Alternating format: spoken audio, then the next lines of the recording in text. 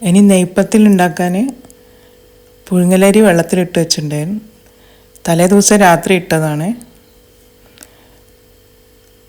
അതിലേക്ക് കുറച്ച് തേങ്ങ, ഒരു അരമുറി തേങ്ങ, 10 ചെറിയ ഉള്ളി, 1 ടീസ്പൂണ് വലിയ ജീരകം, 1 ടീസ്പൂണ് ചെറിയ ജീരകം, ഉപ്പ് ഇതെല്ലാം കൂട്ടി അരച്ച് ഒരു പാത്രത്തിലേക്ക് ഒഴിക്കുക.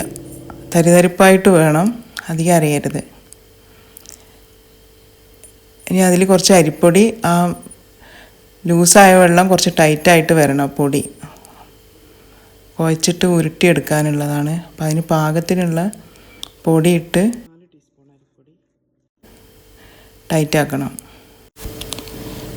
എന്നിട്ട് അത് കുഴച്ച് ഇങ്ങനെ പരത്തിയെടുക്കുക. ഉരുളകളാക്കി ചെറിയൊരു ഷീറ്റിലേക്ക് പരത്തുക. ഈ ഓയിലിൻ്റെ വെളിച്ചെണ്ണേൻ്റെ ഒക്കെ കവറായാലും മതി. പിന്നെ ചട്ടി ചൂടായി അതിലേക്ക് എണ്ണ ഒഴിച്ച് പത്തിൽ അതിലിട്ട് കൊടുക്കുക.